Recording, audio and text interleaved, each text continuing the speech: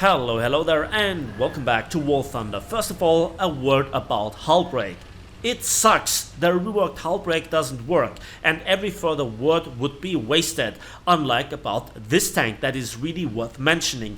A new British light tank? Hell yes. Battle rating 9.0, rank 6? In the tech tree? Check. So we have the Vickers FMC5, and it's really quick. With a horsepower to ton ratio of 24 and some really interesting ground resistance, it zooms around the battlefield. Look at what I'm doing here on Carpathians. I'm just rushing straight through the middle of the map, and the enemies don't expect it. And this is the magic of this tank. It's a little bit like a high tier hellcat, and I played as such. And this is one of 3 gameplays that I want to show you what you can do with this tank.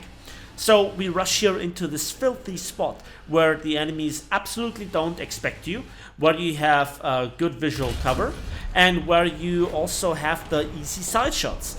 We just missed the ammo rack here, giving a bit too much lead, but it doesn't really matter. The second one hasn't seen where the shot is coming from, and we have the time to then connect the shot properly. And again, here I'm technically in plain sight, right? He has no idea where his teammates got killed from. And so I had the time to reload and to also shoot. In fact, this tank is so fast that I'm actually saving the civil lines on the expert qualification, that usually I want to use to have the full reload capability. And on maps where you have room to accelerate, to move around, and to use the terrain, this tank is filthy. Like so many other Western nations, now the British have again a track light tank that can do the job. Obviously, that brings us directly to the comparison to the Hellcat. And the Hellcat, both the tech tree and the premium version, are excellent tanks. However, with a horsepower to ton ratio of just over 20, they don't have the same grunt in the engines for their weight, and also they are wheeled tanks or wheeled armored vehicles, whatever you want to call them, and that means they have their fair share of problems going through especially mud, climbing hills, inclinations of any sort, whereas tracked vehicles have an easier time to also go over medium terrain. And this tank just accelerates so nicely.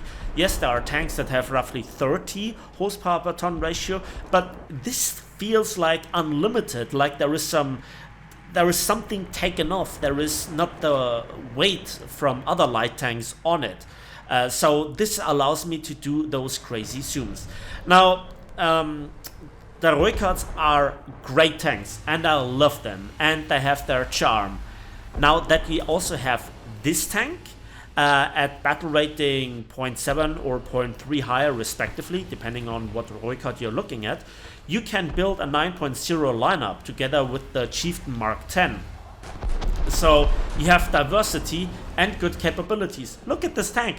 He has no idea that I'm here. So the first shot disables him, and then he tries to mark me with the machine gun, and eventually they spot me, I get marked on the minimap. But there is still some cover that I can hide behind, and there's always one tank after the other coming forth.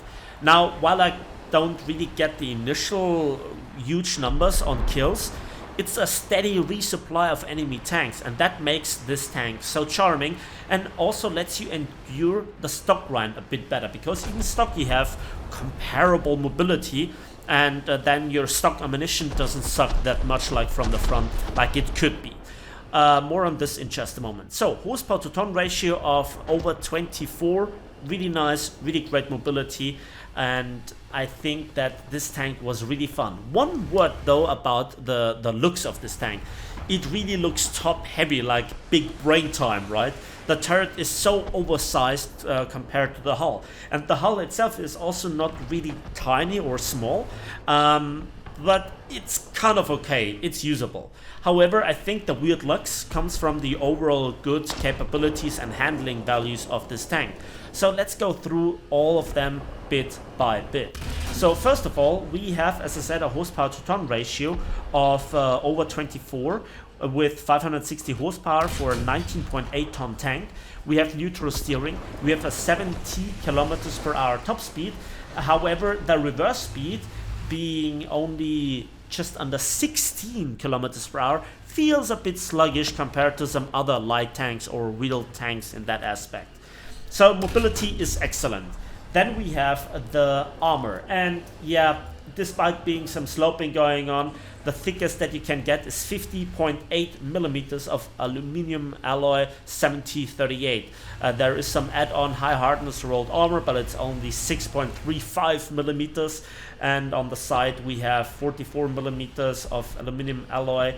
The front of the hull is 38. It's a big target from the top, etc. So armor, definitely not its strength. As I said, the rework to the hull or to the hull brake mechanic, I'm not going into further details because it changes on a daily basis, and as it stands right now, it's not good. Moving on to the gun. Let's begin with the gun handling of the 105mm LRF cannon. 41 rounds of ammunition. Then we have 10 degrees of gun depression, 20 degrees of gun elevation. We have 6.7 seconds reload. And for the turret traverse, we have a whopping 40 degrees per second and 11 degrees per second gun elevation. This is also really nice. It's far from the best, also around the battle rating, but it's still good enough. Now, one further mentioning here about the gun handling. You only have night vision devices. You don't have thermal imaging. And that is really nasty if you think about the comparison to the Striker or to the CV90 105 TML, which is the Swedish premium tech tree. It is weird. Also, the illuminated battlefield with the flares makes it very often awkward to use the thermal imaging. Sometimes it's too dark, and then in the next moment it's too bright. And also, while you take just a few seconds longer to get, to get vision of the enemy or to identify a tank, whereas with thermal imaging, it's significantly easier, especially at long ranges when somebody is sitting between the bushes. The discrepancy is huge. So again, the same map, and this time we do it by night. And just because I hung around to try to finish off here this Leopard, probably an A1A1 variant, I lost my commander, but no big deal. We're still in business and we went to the same spot. So this is not a one-off, right? If you do this properly, if you have a somewhat decent spawn, if you load into the map quite nicely, and if you're not stuck in a traffic jam, you can go to places where you then have, again, a good crossfire, the easy side shots, etc., etc. Now, about the side shots. Let me talk you through the ammunition, because this is not an L7 gun but an LRF, yet it has very similar L7 gun ammunition. The stock is the very well known, universally sought after heat shell at lower battle ratings. At higher battle ratings, not so desired heat defense with 400 millimeters of penetration, 200 millimeters at 60 degrees angles of attack, and 1173 meters per second muzzle velocity. However, it's good enough. For tier 1, you have the choice between the M393A2 hash round, which has the standard values of 127 millimeters of penetration at any distance versus any angle, and 732 meters per second muzzle velocity, or the M735 APFSDS round with 1500 meters per second muzzle velocity and 353 millimeters of penetration versus 0 degrees angles of attack and 166 millimeters at 60 degrees angles of attack. I guess the majority of people would and could go for the APFSDS round. I think that's even more important than the parts, since you shouldn't get hit in the first place since you're a light tank, right? And to use APFSDS is just the high tier meta. Then at tier 4 we get the C76A1 APFSDS round, which is, I think, the tier 1 modification for the M1128 Striker. So that is quite a bit of difference here when it comes to the usability and to the gun firepower. You don't have the LOL pen of the Striker, but you really don't need it. It's more about the lack of thermal imaging holding you back, not just in broad daylight, but also especially in night battles, as I have shown you before, or especially in foggy weather, in weather where you have a sunset or a sunrise combined with haze, mist, whatever, and then you really feel a bit naked. You feel like a blind bat, even if you are, very good with your eyesight in general. It's just such a technological difference. I don't like this. And watch this guy. He helped me repair to get out of the danger zone. And so I finish off the Radkampfwagen 90 and then I continue. So yeah, no target left. He even smoked me up. What a champion. So a quick thanks in chat to, show my appreciation of this little help. And for a change, he wasn't killed by War Thunder for the little help. That's just simply nice for a change, isn't it? So this tank, it has basically no armor. It's a bit taller and bigger than optimally wished for, I guess. However, the gun, it's your standard L7 handling and ammunition, and I think that's all that you need to know. But for Britain, this tank is extremely valuable. Again, the comparison to the Ricard, both the 76 and the 105mm variant, they have wheels, so they are stuck in mud or on inclinations, whereas this tank then has not those problems. Yes, in theory you're slower with your top speed, but in practice on the battlefields of War Thunder, you're just more flexible, nimble, more user-friendly, I'd say. Then you have excellent gun handling characteristics, and you just appear out of nowhere for a lot of tanks. And especially with the flanking, you just farm the enemies from places that they don't expect somebody to appear, which also I want to share with this battle, with a very nice last kill. No big spoiler alert here. So I think there is an enemy tank somewhere, and then I see obviously the two tanks on top I saw already, but I thought I could finish off that guy. Yeah, then I think to myself, okay, let's quickly finish off here another premium tank. And again, I'm in plain sight for this guy. I scout him and then I finish him off quickly. Second kill, or third kill overall, second kill in this position. And we don't forget about that tank here, and just quick repositioning and we finish him off. Okay, 4 quick kills. And actually, according to this, it's the 5th kill. Yeah, it's actually the 4th kill in this position because I didn't count the L44 that I killed first. So, you can see this is a very dangerous tank. And Britain has the mantra of, slow chieftains, etc. And that is true. That doesn't mean that they are bad tanks. It's just that they are not in the environment that they were designed for. I guess this tank was also not designed for specifically this, but it fits better, right?